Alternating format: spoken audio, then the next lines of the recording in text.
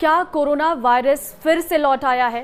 क्या फिर से लॉकडाउन लगने वाला है? कितना खतरनाक है कोरोना का यह नया वेरिएंट और क्या है इसके सिम्टम्स? कहां और कितने मरीज कोरोना के नए वेरिएंट के सामने आए हैं, बताएंगे सारी डिटेल इस वीडियो में। नमस्कार, मैं हूं आपके साथ ममता तिवारी। आप देख रहे हैं न्यूज 18 का डिजिटल प्लेटफॉर्म। 30 जनवरी 2020 ये वो तारीख है जब भारत में कोरोना का पहला मामला सामने आया और उसके बाद क्या हुआ, सबकी जिंदगी बदल गई थी।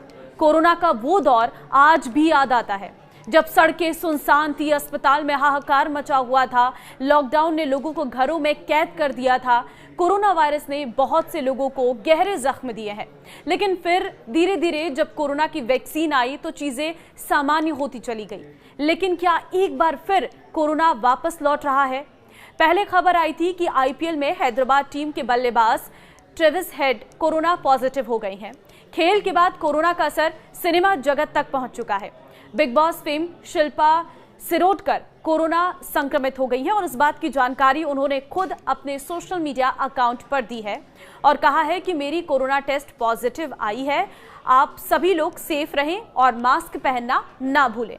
देखिए, पिछले कुछ समय से कोरोना के मामले सामने नहीं आ रहे थे, लेकिन हाल ही में सिंगापुर और हांगकांग जैसे दक्षिण पूर्व एशियाई देशों में कोविड-19 के बढ़ते मामलों ने भारत में भी चिंता बढ़ा दी है।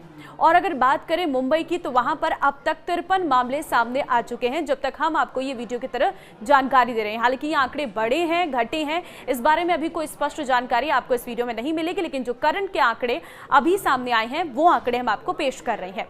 देखिए, हम मुंबई के सबसे पहले आंकड़े आपको बता रहे हैं जहां पर 53 मामले सामने आए हैं। ऐसे में बीएमसी ने एशिया के कुछ हिस्सों में बढ़ते मामलों के बावजूद शांति बनाए रखने और निगरानी जारी रखने का आग्रह किया है।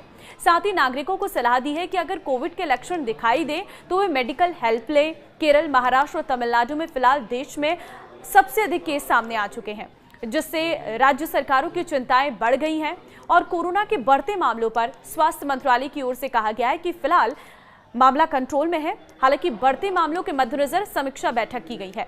आपको जानकारी दे दें कि दक्षिण भारत के केरल और तमिलनाडु में कोरोना के मामले पिछले कुछ दिनों में तेजी से बढ़ रहे हैं। केरल में अब तक 69 एक्टिव कोरोना के मरीज हैं, जबकि तमिलनाडु में 34 एक्टिव केस हैं। महाराष्ट्र की बात करें तो यहां पर भी आंकड़ों के मुताबिक कुल 53 एक्टिव केस हैं। महाराष्ट्र में भी स्वास्थ्य विभाग कोरोना के बढ़ते मामलों पर नजर बनाए हुए हैं। इसके अलावा कर्नाटक, गुजरात और दिल्ली में भी कोरोना के केस सामने आए हैं। दिल्ली में फिलहाल कोरोना के 3 ही एक्टिव केस सामने आए हैं। वहीं कर्नाटक और गुजरात में 8 और 6 इस तरीके के एक्टिव केसेस सामने आ चुके हैं। इसके अलावा बात हरियाणा, राजस्थान और सिक्किम की करें तो यहां पर एक एक्टिव मरीज डिटेक्ट किए गए हैं। मुंबई में कोरोना से 2 मरीजों की मौत भी हो चुकी है। एशियाई देशों में कोरोना के फिर से फैलने की वजह से हालात और बिगड़ते जा रहे हैं। इससे वैश्विक स्तर पर कोरोना को लेकर एक बार फिर से चिंताएं बढ़ गई हैं। हांगकांग और सिंगापुर में कोरोना के बढ़ते मामले लगातार सामने आ रहे हैं। सिर्फ मई के महीने में ही सिंगापुर में 14,000 कोरोना के एक्टिव केस सामने आ चुके हैं।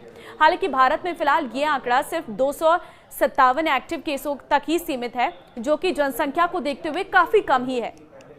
स्वास्थ्य मंत्रालय ने कई स्वास्थ्य विभागों के अधिकारियों के समक्ष समीक्षा बैठक की है और बैठक के बाद ये कहा गया है कि फिलहाल भारत में कोरोना महामारी कंट्रोल में है। कोरोना का नया वेरिएंट वो भी मैं आपको बताती हूँ, इसके सिम्टम्स क्या हैं और आपको किस तरीके से सावधानी बरतनी है वो भी आप जान लीजिए। देखिए, नई वेरिएंट का नाम है JN.1। देखिए, ये नाम के इस वेरिएंट की गंभीरता इतनी है कि ये काफ़ी तेज़ी से एक दूसरे में फैलता है। हालांकि घबराने की आपको ज़रूरत नहीं है, क्योंकि अधिकतर मामलों में काफ़ी हल्के लक्षण सामने आ रहे हैं, जिसमें हॉस्पिटल में भर्ती होने की ज़रूरत भी नहीं पड़ती है।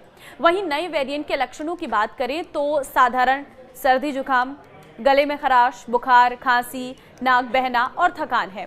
वहीं कुछ लोगों को सिरदर्द और हल्की सांस की शिकायतें भी हो सकती हैं। कोरोना के पहली वेरिएंट की तरह स्वाद और गंध ना आने की शिकायत इस वेरिएंट में नहीं देखी जा रही है। ये नया वेरिएंट उन सभी लोगों को प्रभावित कर सकता है जो कमजोर इम्यूनिटी वाले हैं और जिन्होंने वैक्सीनेशन अभी तक नहीं कराया है। इसलिए इस वेरिएंट का खतरा बुजुर्गों और छोटे बच्चों में अधिक रहता है। हालांकि अभी तक आए अधिकतर मामले बिना किसी लक्षण के देखने को मिले हैं। देश में अधिकतर लोगों ने कोरोना से बचाव के लिए अपना वैक्सीनेशन पूरा पूरा करा लिया है, लेकिन वैक्सीनेशन कोरोना के इस नए वेरिएंट से कितना बचाव करता है, इसका जवाब ये है कि वैक्सीन लगवा चुके लोगों का संक्रमण का खतरा काफी कम है, लेकिन फिर भी सावधानी जरूर रखनी चाहिए। वैक्सीन लेने से वायरस से संक्रमण में होने आने वाले गंभीर लक्षणों का खतरा टल जाता है। कोरोना से बचाव के उपाय ये हैं कि कोरोना से बचाव के लिए आपको भीड़-भाड़ वाले इलाकों में जाने से बचना है। घर से बाहर निकलते समय हमेशा आपको मास्क का इस्तेमाल करना है। अपने हाथों को बार-बार साबुन या फिर सैनिटाइजर से साफ करना है। किसी भी तरह का लक्षण दिखने पर घर में रहें और डॉक्टर से आपको संपर्क करना है। अपनी इम्यूनिटी को बूस्ट करने के लिए बैलेंस डाइट लें और एक्सरसाइज जरूर करें। कमजोर इम्यूनिटी वालों को थोड़ा संभल कर रहने की जरूरत है। ऐसे लोगों को ये आसानी से अपना निशाना बना लेता है। तो देखिए, कोरोना का नया वेरिएंट आ चुका है। हालांकि आपको घबराने की जरूरत नहीं है, लेकिन हाँ, आपको सावधान रहने की बहुत जरूरत है, क्योंकि अगर आप गलतियां करेंगे तो ये वायरस फैलेगा, और अगर ये वायरस फैलेगा तो ये पुराना रूप भी ले सकता है, यानी कि एक बार फिर से वो सिचुएशन आ सकती है जब हम लॉकडाउन में घर के अंदर बंद हो सकते हैं। तो ऐसे में बहुत ज़रूरी है कि आप अपनों का ख्याल रखें। इस वीडियो को शेयर कर दीजिए ताकि लोगों को भी इस नए वेरिएंट के बारे में पता चल सके और वो थोड़ा सा अवेयर हो सके। नमस्कार।